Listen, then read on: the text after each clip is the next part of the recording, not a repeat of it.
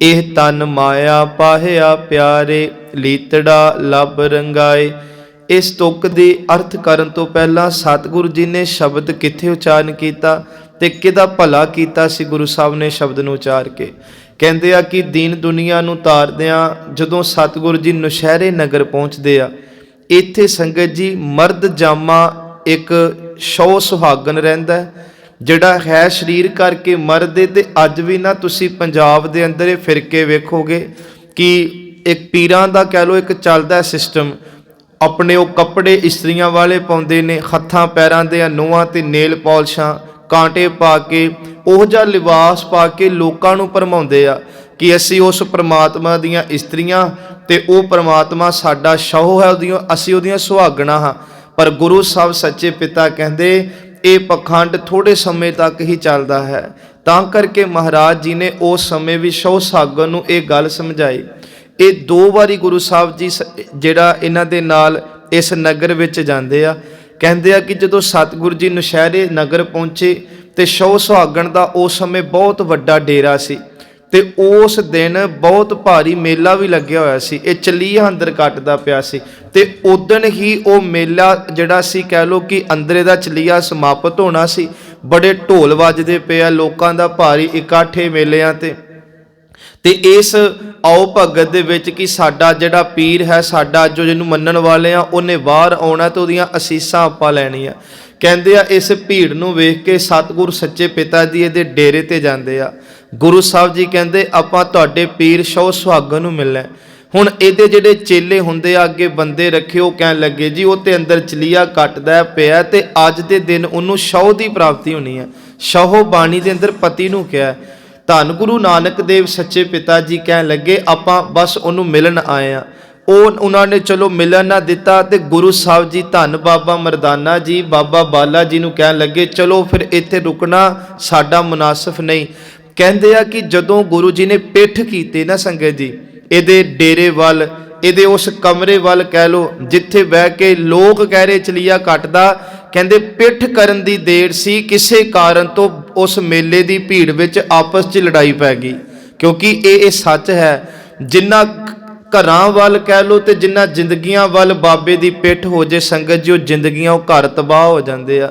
ਕਹਿੰਦੇ ਆ ਬਸ ਗੁਰੂ ਸਾਹਿਬ ਨੇ ਮੁੱਖ ਘੁਮਾਇਆ, ਭੀੜ ਨੇ ਕੋਈ ਗੱਲ ਤੋਂ ਲੜਾਈ ਕੀਤੀ ਤੇ ਲੜਾਈ ਧੱਕੇ ਮੁੱਕੇ ਤੱਕ ਪਹੁੰਚੀ ਤੇ ਜਿਸ ਕਮਰੇ 'ਚ ਬਹਿ ਕੇ ਚਲੀਆ ਕੱਟਦਾ ਸੀ ਕਹਿੰਦੇ ਉਹਦਾ ਤਖਤਾ, ਉਹਦੇ ਦਰਵਾਜ਼ੇ ਟੁੱਟੇ।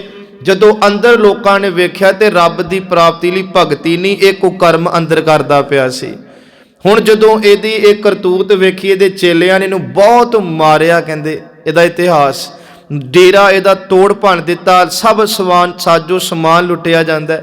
ਅੱਧ ਮੁਆ ਹੋਇਆ ਤੇ ਖੈਰ ਗੁਰੂ ਸਾਹਿਬ ਉੱਥੋਂ ਚਲੇ ਗਏ। ਫਿਰ ਲੰਮੇ ਸਮੇਂ ਬਾਅਦ ਇੱਕ ਬਿਰਧ ਮਾਤਾ ਸੀ ਇਸ ਨੌਸ਼ਹਿਰੇ ਦੇ ਜਿਹੜੇ ਨਗਰ ਵਿੱਚ, ਜਿਹੜੀ ਗੁਰੂ ਸਾਹਿਬ ਦੀ ਪ੍ਰੇਮਣ ਸੀ। ਮਹਾਰਾਜ ਸੱਚੇ ਪਿਤਾ ਨੂੰ ਯਾਦ ਕਰਨਾ ਬੜੇ ਚਾਅ ਨਾਲ ਕਿ ਸਤਿਗੁਰੂ ਮੇਰੀ ਅਰਬਲਾ ਬਿਰਧ ਹੋ ਗਈ ਹੈ, ਕਿਤੇ ਆ ਕੇ ਦਰਸ਼ਨ ਜ਼ਰੂਰ ਦਿਓ। ਤੇ ਮਹਾਰਾਜ ਸੱਚੇ ਪਿਤਾ ਜੀ ਇਹਨੂੰ ਦਰਸ਼ਨ ਦੇਣ ਜਾਂਦੇ ਆ, ਇਹਦੇ ਘਰ ਰੁਕਦੇ ਆ। ਗੁਰੂ ਨਾਨਕ ਜੀ ਦਾ ਆਇਆ ਸੁਣ ਕੇ ਨਾ ਇਸੇ ਨਗਰ ਦਾ ਇੱਕ ਪਿੰਗਲਾ ਜਿਹੜਾ ਕਹਿ ਲਓ ਇਨਸਾਨ, ਮਹਾਰਾਜ ਸੱਚੇ ਪਿਤਾ ਦੀਆਂ ਅਜ਼ਮਤਾਂ ਨੂੰ ਸਾਰੀ ਦੁਨੀਆ ਜਾਣ ਚੁੱਕੀ ਸੀ। ਗੁਰੂ ਸਾਹਿਬ ਸੱਚੇ ਪਿਤਾ ਜੀ ਵਡੇਰੀ ਉਮਰ 'ਚ ਇੱਥੇ ਗਏ। ਕਹਿੰਦੇ ਆ ਇਹਨੇ ਆ ਕੇ ਨਾ ਮਹਾਰਾਜ ਨੂੰ ਫਰਿਆਦ ਕੀਤੀ, ਸਤਿਗੁਰੂ ਬੜੇ ਚਿਰਾਂ ਤੋਂ ਤੁਹਾਡੀ ਉਡੀਕ ਸੀ, ਮੈਨੂੰ ਰੱਬ ਨੇ ਸਰੀਰ ਦਿੱਤਾ ਪਰ ਮੈਂ ਅਪਾਹਜ ਹਾਂ, ਤੁਸੀਂ ਨਦਰੇ ਕਰਮ ਕਰੋ, ਤੁਹਾਡੀ ਇੱਕ ਨਦਰ ਦੇ ਨਾਲ ਮੇਰੀ ਜ਼ਿੰਦਗੀ ਦਾ ਅਪਾਹਜ ਕੱਟਿਆ ਜਾਏ। ਸੰਗਤ ਜੀ ਗੁਰੂ ਸਾਹਿਬ ਜੀ ਤਰੁੱਠੇ ਇਤਿਹਾਸ ਕਹਿੰਦਾ ਤੇ ਇਹ ਤੇ ਕਿਰਪਾ ਕੀਤੀ ਤੇ ਇਹਦੇ ਅਪਾਹਜਪਨ ਨੂੰ ਪਿੰਗਲੇਪਨ ਨੂੰ ਦੂਰ ਕੀਤਾ। ਤੇ ਗੁਰੂ ਸਾਹਿਬ ਨੇ ਇੱਕ ਵਾਰ ਨਹੀਂ 10 ਜੋਤਾਂ ਵਿੱਚ ਕਈ ਵਾਰੀ ਕੋੜੀਆਂ ਦਾ, ਪਿੰਗਲਿਆਂ ਦਾ, ਕਹਿ ਲਓ ਕਿ ਕਮਲਿਆਂ ਦਾ ਉਧਾਰ ਕੀਤਾ ਮਹਾਰਾਜ ਜੀ ਨੇ। ਤਾਂ ਕਰਕੇ ਬਾਣੀ ਕਹਿੰਦੀ ਆ ਪਿੰਗਲ ਪਰਬਤ ਪਾਰ ਪਰੇ ਖਲ ਚਤੁਰ ਬਕੀਤਾ, ਕਿ ਗੁਰੂ ਸਾਹਿਬ ਜੀ ਭਲਾ ਕਰ ਦਿੰਦੇ ਆ। ਹੁਣ ਜਦੋਂ ਇਹਦਾ ਭਲਾ ਕੀਤਾ ਨਾ ਮਹਾਰਾਜ ਨੇ, ਗੁਰੂ ਸਾਹਿਬ ਨੇ ਦੇਖੋ ਇਹ ਆਪ ਖੇਡ ਰਚੀ ਸਾਰੀ। ਮਹਾਰਾਜ ਕਹਿੰਦੇ ਤੂੰ ਪਿੰਡ 'ਚ ਇੱਕ ਢੰਡੋਰਾ ਫੇਰ, ਕਿਉਂਕਿ ਤੈਨੂੰ ਸਾਰਿਆਂ ਨੇ ਪੁੱਛਣਾ। ਕਿਉਂਕਿ ਅਕਸਰ ਕੋਈ ਬੰਦਾ ਨਾ ਬੜਾ ਰੋਗ 'ਚ ਗਰਸਿਆ ਹੋਵੇ ਨਾ ਤੇ ਉਹਦਾ ਇਲਾਜ ਹੋ ਜੇ ਤੇ ਲੋਕ ਪੁੱਛਦੇ ਆ ਕਿੱਥੋਂ ਇਲਾਜ ਕਰਾਇਆ ਸੀ, ਅਕਸਰ ਪੁੱਛਦੇ ਆ। ਹੁਣ ਉਹ ਜਦੋਂ ਪਿੰਗਲਾ ਅਪਾਹਜ ਬੰਦਾ ਠੀਕ ਹੋਇਆ, ਉਹਨੂੰ ਲੋਕ ਪੁੱਛਦੇ ਤੈਨੂੰ ਕਿਹਨੇ ਰਾਜੀ ਕਰਤਾ, ਕਹਿਣ ਲੱਗਾ ਮੈਨੂੰ ਸ਼ੌ ਸੁਹਾਗਣ ਨੇ ਰਾਜੀ ਕੀਤਾ। ਹੁਣ ਬਾਬੇ ਨਾਨਕ ਨੇ ਕਿਹਾ ਸੀ ਇਹ ਪ੍ਰਚਾਰ ਤੂੰ ਕਰਨਾ ਕਿ ਮੈਨੂੰ ਸ਼ੌ ਸੁਹਾਗਣ ਨੇ ਠੀਕ ਕੀਤਾ। ਦੇਖੋ ਕੱਲ ਵੀ ਬੇਨਤੀ ਕੀਤੀ ਸੀ ਸੰਗਤ ਜੀ, ਇਹੀ ਤੇ ਫਰਕ ਹੈ ਸਾਡੇ ਗੁਰੂ 'ਚ। ਮਹਾਰਾਜ ਜੀ ਔਗਣ ਨਹੀਂ ਚਿਤਾਰਨ ਆਏ ਸੀ ਇਸ ਧਰਤੀ ਤੇ, ਕਿਉਂਕਿ ਔਗਣ ਨੂੰ ਚਿਤਾਰ ਕੇ ਤੇ ਸ਼ਰਾਪ ਦੇ ਦੇਣੇ, ਔਗਣਾਂ ਨੂੰ ਚਿਤਾਰ ਕੇ ਸਜ਼ਾਵਾਂ ਦੇ ਦੇਣੀਆਂ, ਮਨ ਮੁਖ ਕਹਿ ਕੇ ਸਾਖਤ ਕਹਿ ਕੇ ਆਪਣੇ ਘਰ ਤੋਂ ਦੂਰ ਕਰ ਦੇਣਾ, ਇਹ ਤੇ ਫਿਰ ਪਹਿਲਾਂ ਵੀ ਚੱਲਦਾ ਸੀ। ਮਹਾਰਾਜ ਸੱਚੇ ਪਿਤਾ ਤਾਂ ਰੁਲਦਿਆਂ ਨੂੰ ਗਾਲ ਨਾਲ ਲਾਣ ਆਏ ਸੀ। ਸੱਚੇ ਪਿਤਾ ਜੀ ਤੇ ਕਹਿੰਦੇ ਸਨ ਕਿ ਇੱਕ ਵਾਰੀ ਕੋਈ ਤਰਲਾ ਲਵੇ ਤੁਧ ਭਾਵੈ ਤਾਂ ਬਖਸ਼ ਲੈ ਖੋਟੇ ਸੰਖਰੇ, ਨਾਨਕ ਭਾਵੈ ਪਾਰ ਬ੍ਰਹਮ ਪਾਹਨ ਨੀ ਤਰੇ। ਮਹਾਰਾਜ ਸੱਚੇ ਪਿਤਾ ਜੀ ਨੇ ਇਹ ਗੱਲ ਕਹੀ। ਹੁਣ ਨਾ ਜਦੋਂ ਇਹਨੇ ਕਿਹਾ ਮੈਨੂੰ ਸ਼ੌ ਸੁਹਾਗਣ ਨੇ ਠੀਕ ਕੀਤਾ, ਆਖਿਰਕਾਰ ਇਹ ਕਹਿੰਦਾ ਸ਼ੌ ਸੁਹਾਗਣ ਦੇ ਕੋਲ ਪਹੁੰਚ ਗਿਆ। ਹੁਣ ਉਹਨੂੰ ਪਤਾ ਸੀ ਮੇਰੇ ਕੋਲ ਤੇ ਇੰਨੀ ਕੋਈ ਸ਼ਕਤੀ ਨਹੀਂ ਜੋ ਮੈਂ ਇਹਨੂੰ ਠੀਕ ਕਰਦਾ। ਤੇ ਸ਼ੌ ਸੁਹਾਗਣ ਕਹਿਣ ਲੱਗਾ ਮੈਨੂੰ ਸੱਚ ਦੱਸ, ਤੈਨੂੰ ਇਹ ਗੱਲ ਕਿਹਨੇ ਕਹੀ ਕਹਿਣ ਨੂੰ, ਤੇ ਤੈਨੂੰ ਰਾਜੀ ਕਿਹਨੇ ਕੀਤਾ? ਕਹਿਣ ਲੱਗਾ ਸਾਡੇ ਨਗਰ ਵਿੱਚ ਜੋ ਸਿੱਖ ਬੀਬੀ ਔਰਤ ਰਹਿੰਦੀ ਆ, ਨਾਮ ਭਜਨੀਕ ਜੋ ਔਰਤ ਰਹਿੰਦੀ ਆ, ਉਹਦੇ ਘਰ 3 ਮਹਾਂਪੁਰਖ ਆਏ ਨੇ। ਉਹਨਾਂ ਵਿੱਚੋਂ ਇੱਕ ਦਾ ਚਿਹਰੇ ਦਾ ਬੜਾ ਪ੍ਰਤਾਪ ਹੈ ਜਿਹਨੂੰ ਗੁਰੂ ਨਾਨਕ ਕਹਿੰਦੇ ਆ। ਬਸ ਮੈਨੂੰ ਉਹਨੇ ਰਾਜੀ ਕੀਤਾ ਤੇ ਉਹਨੇ ਕਿਹਾ ਸੀ ਤੇਰੇ ਨਾਂ ਦਾ ਢੰਡੋਰਾ ਪਿੰਡ ਫੇਰੇ ਤੇ ਉਹਦੀ ਵਡਿਆਈ ਕਰਵਾਈ। ਸੰਗਤ ਜੀ ਇਹ ਦੌੜਿਆ ਗਿਆ।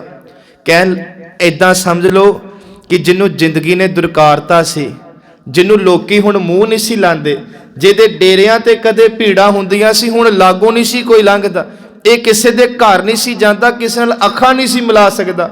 ਇਹਨੂੰ ਜਦੋਂ ਪਤਾ ਲੱਗਾ ਕਿ ਕੋਈ ਆਵਾਜ਼ ਮੇਰੇ ਨਾਂ ਦੀ ਵੀ ਪੈ ਰਹੀ ਆ, ਬਸ ਮੇਰਾ ਭਲਾ ਗੁਰੂ ਨਾਨਕ ਦੇ ਚਰਨਾਂ 'ਚੋਂ ਮਣਾ। ਅੱਗੇ ਵੀ ਆਇਆ ਸੀ ਮੈਂ ਦੀਦਾਰੇ ਨਾ ਕੀਤੇ, ਸੇਵਾ ਨਾ ਕੀਤੀ, ਹੁਣ ਜਾ ਕੇ ਚਰਨਾਂ 'ਚ ਡਿੱਗ ਜਾ। ਸੰਗਤ ਜੀ ਇਹ ਬੜੀ ਭਾਵਨਾ ਦੇ ਨਾਲ ਗਿਆ, ਜਾ ਕੇ ਗੁਰੂ ਚਰਨਾਂ 'ਚ ਡਿੱਗ ਗਿਆ। ਕਹਿੰਦਾ ਸਤਿਗੁਰੂ ਮੈਂ ਉਹ ਅਭਾਗਾ ਹਾਂ, ਤੁਸੀਂ ਮੇਰੇ ਡੇਰੇ ਆਏ, ਮੈਂ ਸੇਵਾ ਤੇ ਕੀ ਕਰਨੀ, ਮੈਂ ਤੁਹਾਡੇ ਦਰਸ਼ਨ ਵੀ ਨਾ ਕਰ ਸਕਿਆ। ਗੁਰੂ ਸਾਹਿਬ ਜੀ ਮੈਨੂੰ ਬਖਸ਼ ਲਓ। ਬਸ ਤੁਸੀਂ ਆਏ ਤੇ ਚਲੇ ਗਏ, ਤੁਸੀਂ ਗਏ ਨਹੀਂ। ਮੇਰਾ ਪਖੰਡ, ਮੇਰਾ ਭਰਮ, ਮੇਰੇ ਕਰਮ ਕਾਂਡ, ਮੇਰਾ ਐਸ਼ੋ ਇਸ਼ਰਤ ਦਾ ਜੋ ਵੀ ਸੀ ਸਭ ਲੁੱਟਿਆ ਗਿਆ, ਪਰ ਮੈਨੂੰ ਬਖਸ਼ ਦਿਓ। ਹੁਣ ਮੈਨੂੰ ਉਹ ਦਾਤ ਬਖਸ਼ੋ ਜਿਹਦੇ ਨਾਲ ਮੈਂ ਇੱਥੇ ਵੀ ਤੇ ਉੱਥੇ ਵੀ ਸੁਰਖਰੂ ਹੋ ਸਕਾਂ। ਗੁਰੂ ਸਾਹਿਬ ਜੀ ਫਿਰ ਸੰਗਤ ਜੀ ਇਹ ਸ਼ਬਦ ਨੂੰ ਉਚਾਰਦੇ ਆ।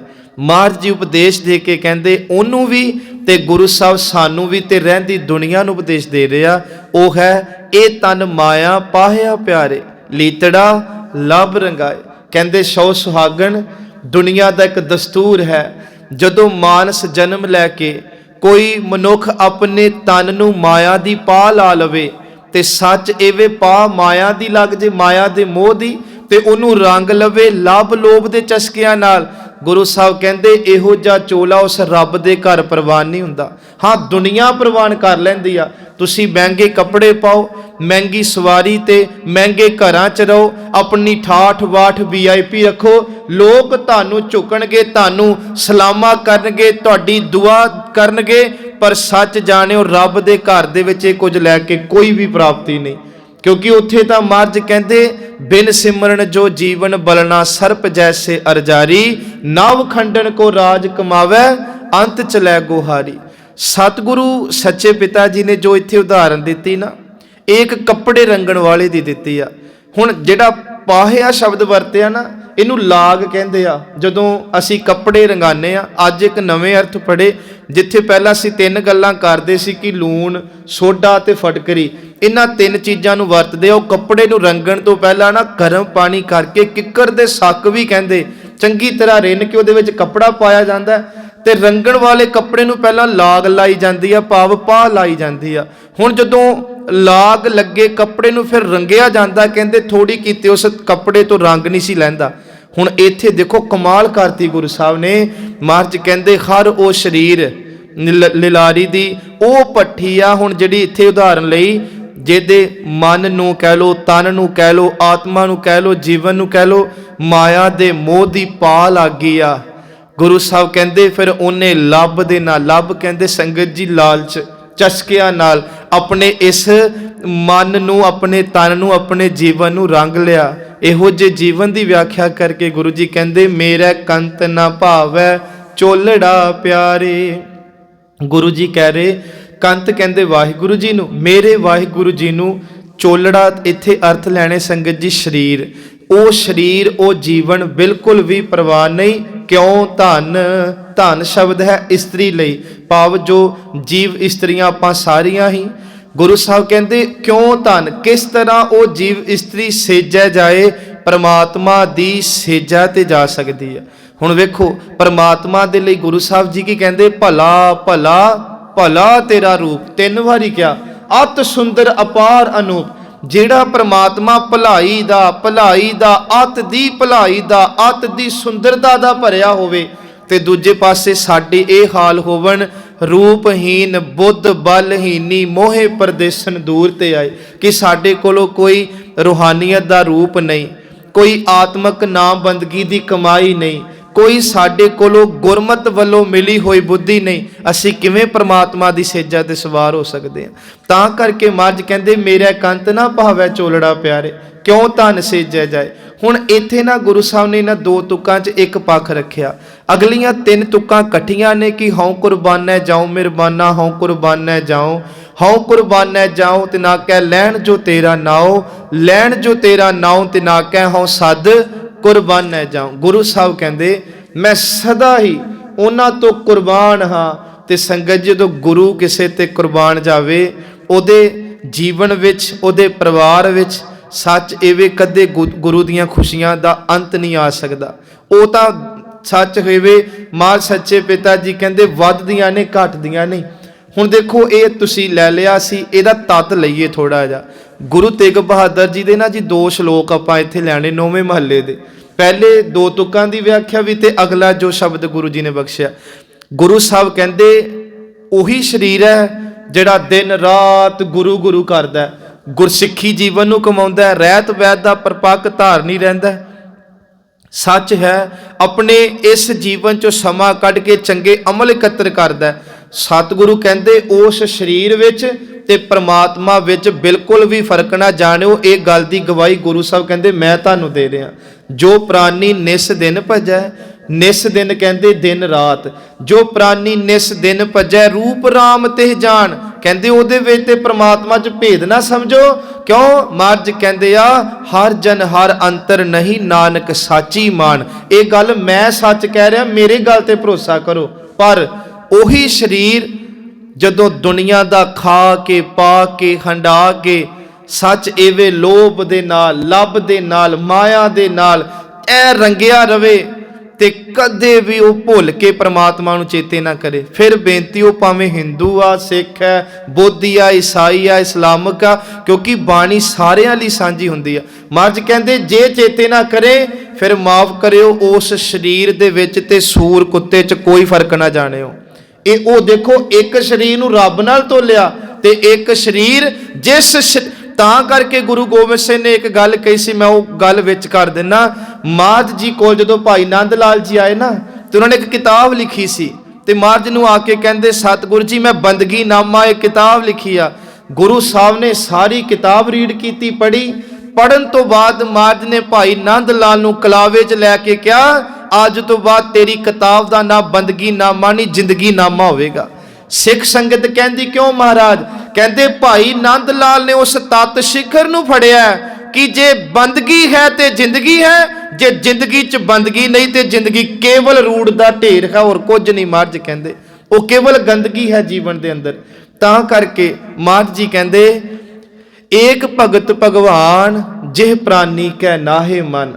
ਸੰਗਤ ਜੀ ਇਹ ਮੈਂ ਤੁਹਾਨੂੰ ਨਹੀਂ ਕਹਿਣਾ ਤੇ ਤੁਸੀਂ ਅਸੀਂ ਆਪਣੇ ਮਨ ਨੂੰ ਇਹ ਗੱਲ ਨੂੰ, ਕਿਉਂਕਿ ਜਦੋਂ ਤੱਕ ਮਨ ਨੂੰ ਚੋਟ ਨਹੀਂ ਨਾ ਵੱਜਦੀ, ਸੱਚ ਜਾਣਿਓ ਅਵੈੜਾ ਮਨ ਉਨੀ ਦੇਰ ਤੱਕ ਤੁਹਾਨੂੰ ਬਹਿਣ ਹੀ ਨਹੀਂ ਦਊਗਾ ਗੁਰੂ ਚੌਂਕੜੇ 'ਚ। ਗੁਰੂ ਜੀ ਕਹਿੰਦੇ ਏਕ ਭਗਤ ਭਗਵਾਨ ਜਿਹ ਪ੍ਰਾਨੀ ਕੈ ਨਾਹੇ ਮਨ ਜੈਸੇ ਸੂਕਰ ਸੁਆਣ। ਸੂਕਰ ਤੇ ਸੁਆਣ ਕੁੱਤਾ ਤੇ ਮੱਝ ਕਹਿੰਦੇ ਸੂਰ, ਜੈਸੇ ਸੂਕਰ ਸੁਆਣ ਨਾਨਕ ਮਾਨੋ ਤਾਹੇ ਤਨ। ਉਹ ਸਰੀਰ ਨੂੰ ਕਹਿੰਦੇ ਉਸ ਦੇ ਤੁਲ ਗੁਰੂ ਸਾਹਿਬ ਨੇ ਕਿਹਾ। ਇੱਕ ਬਾਬਾ ਜੀ ਦਾ ਸ਼ਲੋਕ ਹੈ ਕਬੀਰ ਜੀ ਦਾ।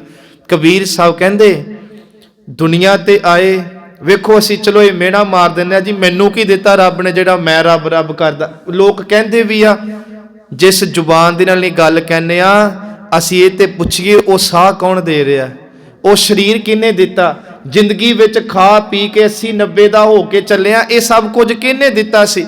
ਇਹ ਵੀ ਮਹਾਰਾਜ ਕਹਿੰਦੇ ਦੇਣ ਵਾਲੇ ਦਾ ਤੂੰ ਸ਼ੁਕਰ ਕਰਨਾ ਸੀ, ਕਿਉਂਕਿ ਕਈ ਵਾਰੀ ਲੋਕਾਂ ਕੋਲ ਬਹੁਤ ਕੁਝ ਹੁੰਦਾ ਪਰ ਰੱਬ ਸਾਹ ਹੀ ਨਹੀਂ ਦਿੰਦਾ ਹੋਰ ਉਹਨਾਂ ਨੂੰ। ਇਦਾਂ ਦੇਖੋ, ਇਹ ਸ਼ੁਕਰਾਨੇ ਦੀਆਂ ਗੱਲਾਂ ਨੇ। ਹੁਣ ਸੱਚੇ ਪਿਤਾ ਮਹਾਰਾਜ ਜੀ ਜੋ ਅੱਜ ਸਾਡੇ ਤੇ ਰਹਿਮਤ ਕਰਦੇ ਪਏ ਨੇ ਕਿ ਆਪਾਂ ਗੁਰੂ ਸਾਹਿਬ ਕਹਿੰਦੇ ਬਸ ਉਹਦੇ ਸ਼ੁਕਰਾਨੇ 'ਚ ਰਹੀਏ, ਉਹਦੇ ਭੈ 'ਚ ਰਹੀਏ। ਜੇ ਨਹੀਂ ਤੇ ਬਾਬਾ ਜੀ ਕਹਿੰਦੇ, ਕਬੀਰ ਜੀ ਕੋਲ ਨਾ ਸੰਗਤ ਬੈਠੀ, ਬਾਬਾ ਜੀ ਕਹਿੰਦੇ ਰੱਬ ਨੂੰ ਭੁੱਲਣ ਵਾਲੇ ਨਾਲੋਂ ਉਹ ਸੂਰ ਚੰਗਾ ਜਿਹੜਾ ਪਿੰਡ ਦਾ ਗੰਦ ਖਾਂਦਾ ਹੈ। ਵੇਖੋ ਸੰਗਤ ਜੀ, ਸੰਗਤ ਕਹਿੰਦੀ ਬਾਬਾ ਜੀ ਇਦਾਂ ਕਿਉਂ? ਕਹਿਣ ਲੱਗੇ ਸੂਰ ਪਿੰਡ ਦਾ ਗੰਦ ਖਾ ਕੇ ਪਿੰਡ ਦੀ ਸਫਾਈ ਰੱਖਦਾ, ਤੇ ਸੱਚ ਜਾਣਿਓ ਰੱਬ ਤੋਂ ਭੁੱਲ ਕੇ ਲੋਕ ਆਪਣੇ ਮਾੜੇ ਬੋਲਾਂ ਤੇ ਵਿਵਹਾਰ ਕਰਕੇ ਸਗੋਂ ਹੋਰ ਗੰਦ ਪਾਉਂਦੇ ਆ। ਤਾਂ ਕਰਕੇ ਕਹਿੰਦੇ ਉਹ ਮਰ ਜੇ ਤੇ ਲੋਕ ਚੇਤੇ ਜ਼ਰੂਰ ਕਰਦੇ ਆ, ਬੜਾ ਭਲਾ ਹੁੰਦਾ ਸੀ, ਸਫਾਈ ਰੱਖਦਾ ਸੀ, ਉਹਦੇ ਡਰ ਤੋਂ ਇੱਧਰ ਕੋਈ ਅਵਾਰਾ ਪਸ਼ੂ ਨਹੀਂ ਸੀ ਆਉਂਦਾ, ਲੋਕ ਨਹੀਂ ਸੀ ਆਉਂਦੇ। ਪਰ ਕਹਿੰਦੇ ਸਾਕਤ ਬੰਦਾ ਧਰਤੀ ਤੋਂ ਚੱਲ ਜੇ ਕੋਈ ਨਹੀਂ ਪੁੱਛਦਾ ਕਿ ਕੋਈ ਧਰਤੀ ਤੋਂ ਚਲਿਆ ਗਿਆ। ਦੇਖੋ ਸਾਡੇ ਕਿੰਨੇ ਚਲੇ ਗਏ, ਕਿੰਨਾ ਕੁ ਚੇਤੇ ਰੱਖਦੇ ਆ, ਪਰ ਜਿਨ੍ਹਾਂ ਨੇ ਕਮਾਈਆਂ ਕੀਤੀਆਂ ਉਹਨਾਂ ਨੂੰ ਕੌਮ ਵੀ ਨਹੀਂ ਭੁੱਲਦੀ ਤੇ ਦੁਨੀਆ ਵੀ ਨਹੀਂ ਭੁੱਲਦੀ। ਜੇ ਗੁਰੂ ਸਾਹਿਬ ਜੀ ਕਹਿੰਦੇ ਨੇ ਕਬੀਰ ਸਾਕਤ ਤੇ ਸੂਕਰ ਭਲਾ ਰਾਖੈ ਅੱਛਾ ਗਾਓ। ਵੇਖੋ ਇਹ ਸਭ ਕੁਝ ਬਾਣੀ ਚ ਹੈ ਜੀ, ਕਿ ਉਹ ਗਾਉਂ ਨੂੰ, ਪਿੰਡ ਨੂੰ, ਨਗਰ ਨੂੰ ਸਾਫ਼ ਰੱਖਦਾ। ਉਹ ਸਾਕਤ ਬਾਪਰਾ ਮਰ ਗਿਆ ਕੋਈ ਨਾ ਲੈ ਹੈ ਨਾਓ। ਭਾਵੇਂ ਸਾਕਤ ਹੋਵੇ ਅਰਬਾਪਤੀ ਤੇ ਭਾਵੇਂ ਸਾਕਤ ਹੋਵੇ ਕਰੋੜਾਪਤੀ, ਕਹਿੰਦੇ ਉਹ ਧਰਤੀ ਤੋਂ ਚਲਿਆ ਗਿਆ, ਲੋਕੀ ਕੋਈ ਨਹੀਂ ਉਹਨੂੰ ਚੇਤੇ ਕਰਦੇ। ਮਾਝ ਸੱਚੇ ਪਿਤਾ ਕਹਿੰਦੇ ਇੱਥੇ ਇਹੋ ਜਿਹੇ ਬੜੇ ਆਏ ਤੇ ਬੜੇ ਚਲੇ ਗਏ। ਆਪਾਂ ਮੁੜੀਏ ਸੰਗਤ ਜੀ ਆਪ ਆਪਣੇ ਪਰਿਵਾਰਾਂ ਸਮੇਤ ਤੇ ਤਰਲਾ ਲਈਏ ਗੁਰੂ ਸਾਹਿਬ, ਅਸੀਂ ਕੋਈ 8-8 ਘੰਟੇ ਚੌਂਕੜੇ ਚੋਂ ਤੇਰੀ ਰਹਿਮਤ ਹੋ ਜੇ ਤੇ ਵੱਜ ਜਾਣ, ਪਰ 8 ਮਿੰਟ ਦਾ ਹੀ ਚੌਂਕੜਾ ਬਖਸ਼ ਦੇ ਸਾਨੂੰ, 1 ਘੜੀ ਦਾ ਚੌਂਕੜਾ ਬਖਸ਼ ਦੇ। ਚੌਂਕੜਾ ਵੀ ਨਹੀਂ ਬਖਸ਼ਦਾ, ਕੇਵਲ ਇੰਨਾ ਹੀ ਕਹਾਣਾ ਸ਼ੁਰੂ ਕਰ ਦੇ ਕਿ ਮਹਾਰਾਜ ਜੀ ਕਿਤੇ ਉਹ ਸਮਾਂ ਦਿਓ ਕਿ ਮੈਂ ਤੁਹਾਡੀ ਬੰਦਗੀ ਕਰਾਂ। ਕਿਉਂਕਿ ਸੰਗਤ ਜਦੋਂ ਮੰਗਣਾ ਸ਼ੁਰੂ ਕਰ ਦਾਂਗੇ ਨਾ, ਇਹ ਮੰਗਣਾ ਵੀ ਉਹਦੀ ਬੰਦਗੀ ਬਣ ਜਾਂਦੀ ਹੈ। ਮੰਗਣਾ ਮੰਗ ਨੀਕਾ ਹਰ ਜਸ ਗੁਰ ਤੇ ਮੰਗਣਾ। ਸੋ ਆਪ ਸੰਗਤ ਸਤਿਕਾਰਯੋਗ ਹੈ ਜੋ ਰੋਜ਼ ਸਮਾਂ ਕੱਢ ਕੇ ਗੁਰੂ ਚਰਨਾਂ 'ਚ ਜੁੜਦੀ ਆ। ਨਿਤਨੇਮ ਦੇ ਤੁਸੀਂ ਧਾਰਨੀ ਹੋ, ਘਰਾਂ ਵਿੱਚ ਬਾਣੀ ਦਾ, ਸ਼ਬਦ ਦਾ, ਇਤਿਹਾਸ ਦਾ ਦਰਦ ਰੱਖ ਦਿਓ। ਇਸੇ ਤਰ੍ਹਾਂ ਗੁਰੂ ਸਾਹਿਬ ਸੱਚੇ ਪਿਤਾ ਇਸ ਬਾਬੇ ਦੀ ਫੁਲਵਾੜੀ ਨੂੰ ਹੋਰ ਵਾਧਾ ਪਾਵੇ। ਇੱਥੇ ਅਸੀਂ ਸੰਕੋਚ ਲੈਂਦੇ ਹਾਂ, ਅਰਥ ਅੱਗੇ ਕਰਕੇ ਸਮਾਪਤੀ ਹੈ। ਗੁਰੂ ਸਾਹਿਬ ਕਹਿੰਦੇ ਰਹਾਓ ਕਾਇਆ ਰੰਗਣ ਜੇ ਥੀਐ ਪਿਆਰੇ। ਇੱਥੇ ਰੰਗਣ ਉਸ ਭੱਠ ਨੂੰ ਕਿਹਾ, ਕਹਿ ਲੋ ਉਸ ਭਾਂਡੇ ਨੂੰ ਜਿਹਦੇ ਵਿੱਚ ਲਿਲਾਰੀ ਸੰਗਤ ਜੀ ਉਸ ਕੱਪੜੇ ਨੂੰ ਰੰਗਦਾ। ਗੁਰੂ ਸਾਹਿਬ ਕਹਿੰਦੇ ਤੁਸੀਂ ਆਪਣੇ ਸਰੀਰ ਨੂੰ ਉਹ ਭੱਠ ਬਣਾਓ, ਉਹ ਭੱਠੀ ਬਣਾਓ, ਉਹ ਭਾਂਡਾ ਬਣਾਓ ਜਿਹਦੇ ਵਿੱਚ ਕੀ ਕਰੀਏ, ਪਾਈਐ ਨਾਉ ਮਜੀਠ, ਤੇ ਬਾਣੀ ਦਾ ਨਾਮ ਦਾ ਇਹਦੇ ਵਿੱਚ ਮਜੀਠ ਵਰਗਾ ਪੱਕਾ ਰੰਗ ਪਾਓ। ਰੰਗਣ ਵਾਲਾ ਜੇ ਰੰਗੈ ਸਾਹਿਬ, ਕਹਿੰਦੇ ਦੁਨੀਆ ਦੇ ਭਾਂਡੇ ਵਿੱਚ ਕੱਪੜੇ ਨੂੰ ਲਿਲਾਰੀ ਰੰਗ ਚੜ੍ਹਦਾ, ਪਰ ਜਦੋਂ ਸਰੀਰ ਰੂਪੀ ਭਾਂਡੇ 'ਚ ਨਾਮ ਸਿੱਖ ਪਾਵੇਗਾ, ਇਹਨੂੰ ਰੰਗਣ ਦੇ ਲਈ ਖੁਦ ਗੁਰੂ ਸਾਹਿਬ ਆਪ ਆਉਣਗੇ। ਵੇਖੋ ਕਿੰਨੀ ਕਿਰਪਾ ਨਾ ਜੀ। ਐਸਾ ਰੰਗ ਨਾ ਡੀਠ, ਫਿਰ ਮਹਾਰਾਜ ਕਹਿੰਦੇ ਜਿਹਨੂੰ ਰੰਗ ਗੁਰੂ ਚਾੜ ਦਵੇ ਉਹ ਰੰਗ ਤੁਸੀਂ ਪਹਿਲਾਂ ਨਹੀਂ ਵੇਖਿਆ ਹੋਵੇਗਾ। ਭਾਵ ਉਹ ਜੀਵਨ ਦੀ ਜਿਹੜੀ ਅਪਾਰ ਬਖਸ਼ਿਸ਼ ਹੋਵੇਗੀ ਉਹ ਕਿਤੋਂ ਹੋਰ ਨਹੀਂ, ਉਹ ਕੇਵਲ ਗੁਰੂ ਚਰਨਾਂ ਵਿੱਚੋਂ। ਜਿਨ ਕੇ ਚੋਲੇ ਰਤੜੇ ਪਿਆਰੇ। ਵੇਖੋ ਤੁਸੀਂ ਉੱਤੇ ਉਹ ਤੁਕ ਯਾਦ ਰੱਖੋ ਕਿ ਮੇਰਾ ਕੰਤ ਨਾ ਭਾਵੈ ਚੋਲੜਾ ਪਿਆਰੇ, ਕਿਉਂ ਤਾਂ ਨਸੇਜਿਆ ਜਾਏ। ਰੱਬ ਨੂੰ ਉਹ ਸਰੀਰ ਰੂਪੀ ਚੋਲਾ ਪਰਵਾਹ ਨਹੀਂ, ਉਹ ਸੇਜਾਂ ਤੇ ਕਿਵੇਂ ਬੈਠੇ, ਪਰ ਜਿਸ ਸਰੀਰ 'ਚ ਬੰਦਗੀ ਆਈ ਉਹਨਾਂ ਚੋਲਿਆਂ ਦੇ ਲਾਗੇ ਗੁਰੂ ਸਾਹਿਬ ਕਹਿੰਦੇ ਰੱਬ ਹਮੇਸ਼ਾ ਹੀ ਰਹਿੰਦਾ। ਜਿਨ ਕੇ ਚੋਲੇ ਰਤੜੇ ਪਿਆਰੇ, ਰੰਗੇ ਗਏ ਨਾਮ ਦੇ ਵਿੱਚ ਕੰਤ ਤਿਨਾਕੈ, ਉਹਨਾਂ ਦੇ ਕਹਿੰਦੇ ਨੇੜੇ ਆ ਗਿਆ ਵਾਹਿਗੁਰੂ ਸੱਚਾ ਪਿਤਾ। ਬਹੁਤ ਉਹ ਤਾਂ ਓਤ ਪੋਤ ਹੋ ਗਏ ਜੀ ਉਸ ਪ੍ਰਮਾਤਮਾ 'ਚ। ਧੂੜ ਤਿਨਾ ਕੀ ਜੇ ਮਿਲੈ ਜੀ, ਕਹੋ ਨਾਨਕ ਕੀ ਅਰਦਾਸ। ਗੁਰੂ ਨਾਨਕ ਜੀ ਅਰਦਾਸ ਕਰਕੇ ਕਹਿੰਦੇ ਨੇ ਵਾਹਿਗੁਰੂ ਜੀ ਕਿਸੇ ਵੀ ਧਰਮ ਦਾ ਹੋਵੇ, ਕਿਉਂਕਿ ਮਹਾਰਾਜ ਦਾ ਕਿਸੇ ਨਾਲ ਵਿਰੋਧ ਨਹੀਂ, ਬਸ ਤੇਰੇ ਨਾਲ ਜੁੜਿਆ ਹੋਵੇ, ਉਹਦੇ ਕੋਲ ਬਹਿ ਕੇ ਤੈਨੂੰ ਜਪਣ ਤੇ ਤੇਰੀਆਂ ਜੇ ਗੱਲਾਂ ਸੁਣਨ ਨੂੰ ਮਿਲ ਜਾਵੇ ਤੋਂ ਵੱਡਾ ਹੋਰ ਕੀ ਸਮਾਂ ਹੈ। ਸੰਗਤ ਜੀ ਸਾਧੂਆਂ ਦੀ ਧੂੜੀ ਸਾਡੇ ਲੇਖ ਬਦਲ ਦਿੰਦੀ ਆ। ਇੱਥੇ ਇੱਕ ਵਾਰੀ ਬੇਨਤੀ ਕੀਤੀ ਸੀ ਸ਼ੁਬੇਗ ਸਿੰਘ ਤੇ ਸ਼ਹਿਬਾਗ ਸਿੰਘ, ਜਿਨ੍ਹਾਂ ਨੂੰ ਅਸੀਂ ਅਰਦਾਸ 'ਚ ਯਾਦ ਕਰਦੇ ਨਾ, ਚਰਖੜੀਆਂ ਤੇ ਚੜੇ। ਕਹਿੰਦੇ ਆ ਕਿ ਸ਼ੁਬੇਗ ਸਿੰਘ ਦੇ ਪੁੱਤਰ ਸ਼ਹਿਬਾਗ ਸਿੰਘ ਦੇ ਕਰਮਾਂ ਵਿੱਚ ਇਹ ਗੱਲ ਲਿਖੀ ਸੀ ਕਿ ਇਹਨੇ ਮੁਸਲਮਾਨ ਹੋਣਾ ਸੀ, ਭਾਵ ਕਿ ਜਦੋਂ ਪਰਚੇ ਪੈ ਰਹੇ ਸੀ, ਚਰਖੜੀਆਂ ਤੇ ਚਾੜਿਆ ਜਾ ਰਿਹਾ ਸੀ, ਵੱਖ-ਵੱਖ ਜੇਲ੍ਹਾਂ 'ਚ ਸੁੱਟ ਦੇਣਾ, ਇਹ ਗੱਲ ਦਾ ਪਤਾ ਜਦੋਂ ਸ਼ੁਬੇਗ ਸਿੰਘ ਨੂੰ ਲੱਗਿਆ ਨਾ, ਤੇ ਜਦੋਂ ਉਹਨੇ ਕਿਹਾ ਕਿ ਤੇਰਾ ਪੁੱਤ ਮੁਸਲਮਾਨ ਹੋਣਾ ਮੰਨ ਗਿਆ, ਕਹਿੰਦੇ ਆ ਕਿ ਸ਼ੁਬੇਗ ਸਿੰਘ ਨੇ ਪਾਠ ਕਰਕੇ ਸ਼੍ਰੀ ਜਪਜੀ ਸਾਹਿਬ ਦਾ ਆਪਣੇ ਚਰਨਾਂ ਦੀ ਧੂੜੀ ਆਪਣੇ ਪੁੱਤ ਦੇ ਮੱਥੇ ਤੇ ਲਾ ਕੇ ਮੁਸਲਮਾਨ ਹੋਣ ਦਾ ਲੇਖ ਮਿਟਾਤਾ ਸੀ। ਇੰਨਾ ਪ੍ਰਤਾਪ ਹੁੰਦਾ। ਕਿਉਂ ਮੈਂ ਤੁਹਾਨੂੰ ਕਹਿਣਾ ਹੁੰਨਾ ਕਿ ਜਾਇਆ ਕਰੋ ਸਮਾਂ ਕੱਢ ਕੇ। ਭਾਵੇਂ ਦੇਖੋ ਸਾਨੂੰ ਬੜੇ ਭਾਗ ਲੱਗੇ, ਲੋਕੀ ਤਾਂ ਮਾਲਵੇ ਦੀ ਧਰਤੀ ਤੋਂ ਚੱਲ ਕੇ ਗੁਰਦਾਸਪੁਰ ਆਉਂਦੇ, ਜੇ ਨਹੀਂ ਜੇ ਦਬਕੇ ਵੀ ਮਾਰੇ ਉਹਨਾਂ ਦਬਕਿਆਂ 'ਚ ਵੀ ਭਲਾ ਸੰਗਤ ਜੀ ਸਾਡਾ। ਸੰਤ ਬਾਬਾ ਆਪਣੇ ਹਰਜਿੰਦਰ ਸਿੰਘ ਜੀ ਮੰਝਪੁਰ ਵਾਲੇ, ਮੈਂ ਪਖੰਡੀਆਂ ਨਾਲ ਨਹੀਂ ਤੁਹਾਨੂੰ ਜੋੜਦਾ, ਜਿਹੜਾ ਨੂੰ ਅਸੀਂ ਕਹਿ ਲਓ ਕਿ ਵਾਹਿਗੁਰੂ ਜੀ ਨੇ ਨਿਪੁੰਨ ਕੀਤਾ ਨਾਮ ਦੇ ਵਿੱਚ, ਜਿਹੜੇ ਦੁਨੀਆ ਨੂੰ ਉਸ ਗੁਰੂ ਜੀ ਨਾਲ ਜੋੜਦੇ ਆ, ਉਹਨਾਂ ਦੇ ਚਰਨਾਂ ਦੀ ਧੂੜੀ ਲਿਆ ਕਰੋ। ਲਾਗੇ ਆਪਣੇ ਇੱਥੇ ਡਾਕਟਰ ਸ਼ਿਵ ਸਿੰਘ ਜੀ ਵਰਗੀਆਂ ਰੂਹਾਂ ਨੇ ਉਹਨਾਂ ਦੇ, ਕਿਉਂਕਿ ਪਤਾ ਨਹੀਂ ਕਿੱਦਣ ਕਿਹਦੀ ਇੱਕ ਕਿਣਕੇ ਦੇ ਨਾਲ ਸਾਡੇ ਜਨਮਾਂ ਜਨਮਾਂ ਦੇ ਲੇਖ ਬਦਲ ਜਾਣ। ਗੁਰੂ ਚਰਨਾਂ 'ਚ ਆਉਣਾ, ਗੁਰੂ ਚਰਨਾਂ 'ਚ ਰਹਿ ਕੇ ਸਤਿਪੁਰਸ਼ਾਂ ਦੀ ਸੰਗਤ ਕਰਨੀ, ਕਿਉਂਕਿ ਸਤਿਪੁਰਸ਼ਾਂ ਦੀ ਸੰਗਤ ਨਾਲ ਹੀ ਪ੍ਰਮਾਤਮਾ ਤੇ ਗੁਰੂ ਦੀ ਪ੍ਰਾਪਤੀ ਤੇ ਇਹ ਗੱਲ ਨੂੰ ਜਾਣਿਆ ਜਾਂਦਾ। ਕਹਿ ਨਾਮਾ ਕਿਉਂ ਪਾਈਐ ਬਿਨ ਭਗਤੋ ਭਗਵੰਤ, ਗੁਰੂ ਸਾਹਿਬ ਕਹਿੰਦੇ ਭਗਤ ਸੰਤ ਜਨ ਹੀ ਇਹ ਸਲੀਕਾ ਦੱਸਦੇ। ਤਾਂ ਕਰਕੇ ਕਬੀਰ ਇਹ ਤਨ ਜਾਏਗਾ ਕਵਨੈ ਮਾਰਗ ਲਾਏ, ਕਹਿ ਸੰਗਤ ਕਰ ਸਾਧ ਕੀ ਕਹਿ ਹਰ ਕੇ ਗੁਣ ਗਾਏ। ਸੋ ਮਿਹਰਾਮਤ ਕਰਨ ਜੀ ਸਤਿਗੁਰੂ, ਉਹਨਾਂ ਦੀ ਧੂੜੀ ਸਪਰਸ਼ ਕਰਦੇ ਰਹੀਏ। ਆਪੇ ਸਾਜੇ ਆਪੇ ਰੰਗੇ ਆਪੇ ਨਦਰ ਕਰੇ। ਗੁਰੂ ਸਾਹਿਬ ਜੀ ਆਪ ਹੀ ਅੰਮ੍ਰਿਤ ਵੇਲਾ ਬਖਸ਼ਦੇ ਆ, ਆਪ ਹੀ ਉਠਾਉਂਦੇ ਆ, ਆਪ ਹੀ ਨਾਮ ਜਪਾਉਂਦੇ ਆ। ਸੰਗਤ ਜੀ ਆਪ ਹੀ ਸਾਜਦੇ ਆ, ਆਪ ਹੀ ਰੰਗਦੇ ਆ ਤੇ ਆਪੇ ਹੀ ਨਦਰ ਕਰਦੇ ਆ। ਬਸ ਇਹੀ ਕਹਿਣਾ ਮਾਰ ਸੱਚੇ ਪਿਤਾ, ਜੋ ਵੀ ਹੈ ਤੇਰੀਆਂ ਖੇਡਾਂ, ਨਾਨਕ ਕਾਮਣ ਕੰਤੈ ਭਾਵੈ। ਉਹ ਕਾਮਣ ਇਸਤਰੀ ਉਸ ਪ੍ਰਮਾਤਮਾ ਨੂੰ ਭਾ ਗਈ, ਆਪੇ ਹੀ ਰਾਵੇ, ਜਿਨ੍ਹਾਂ ਤੇ ਗੁਰੂ ਸਾਹਿਬ ਨੇ ਆਪ ਤਰੁੱਠ ਕੇ ਕਿਰਪਾ ਕੀਤੀ ਜੀ। ਭੁੱਲਾਂ ਦੀ ਖਿਮਾ। ਵਾਹਿਗੁਰੂ ਜੀ ਕਾ ਖਾਲਸਾ, ਵਾਹਿਗੁਰੂ ਜੀ ਕੀ ਫਤਿਹ।